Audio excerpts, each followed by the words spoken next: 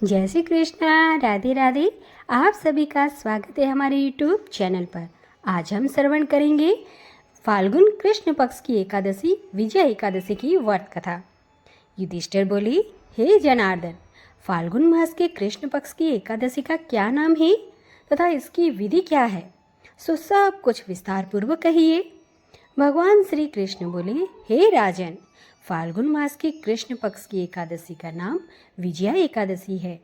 इस व्रत के प्रभाव से मनुष्य को विजय प्राप्त होती है। इस विजय एकादशी के महात्म के श्रवण तथा पठन से समस्त पापों का नाश हो जाता है। एक समय देवर्षि नारद जी ने ब्रह्मा जी से कहा, महाराज, आप मुझे फाल्गुन मास के कृष्ण पक्ष की एकादशी का व्रत विधि विधान से बताइए। ब्रह्मा जी बोले, हे नारद, विजय एकादशी का व्रत पुराने तथा नए पापों को नष्ट करने वाला है। यह समस्त मनुष्य को विजय प्रदान करता है। अब इसकी विस्तृत कथा सुनो।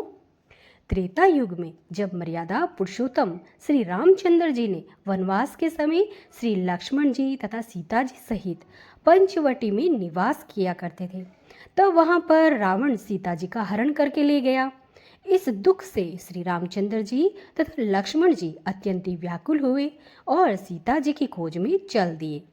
घूमते घूमते जब मरणासन जटायु के पास पहुंचे तो जटायु उन्हें सीता जी का वृतांत सुनाकर मृत्यु को प्राप्त हो गया। कुछ आगे जाकर उनकी सुग्रीव से मित्रता हुई और उन्होंने बाली का वध किया। हनुमान जी ने लंका में जाकर सीता जी का पता लगाया और वहां से लौटकर श्री रामचंद्र जी ने सब समाचार कहे। श्री रामचंद्र जी ने सुग्रीव की संपत्ति से वानर सेना सहित लंका को प्रस्थान किया। जब श्री रामचंद्र जी समुद्र के किनारे पहुंचे तब उन्होंने मगरमच्छ से युक्त उस अगाध समुद्र को देखकर लक्ष्मण से कहा, इस समुद्र को किस प्रकार से हम पार करेंगे? तब लक्ष्मण जी बोले, हे पुरुषोत्तम, आप आदि पुरुष हैं, सब कुछ जानते हैं।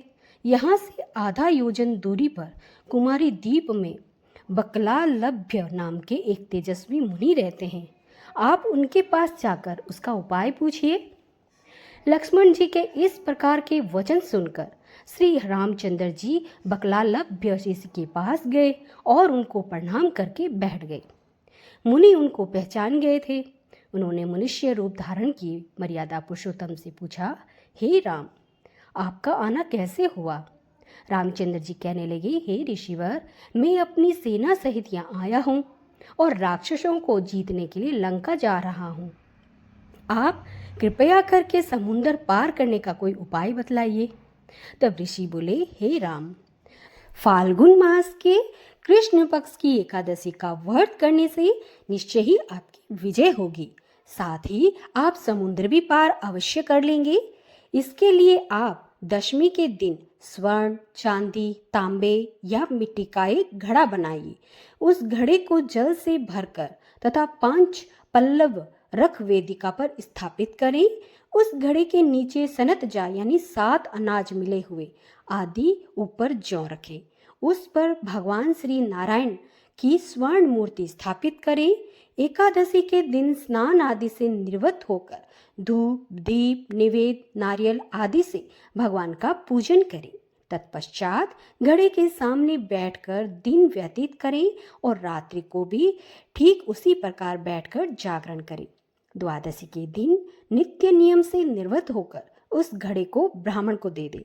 हे राम, यदि तुम भी इस व्रत को सेनापतियों सहित करोगे तो तुम्हारी विजय अवश्य होगी।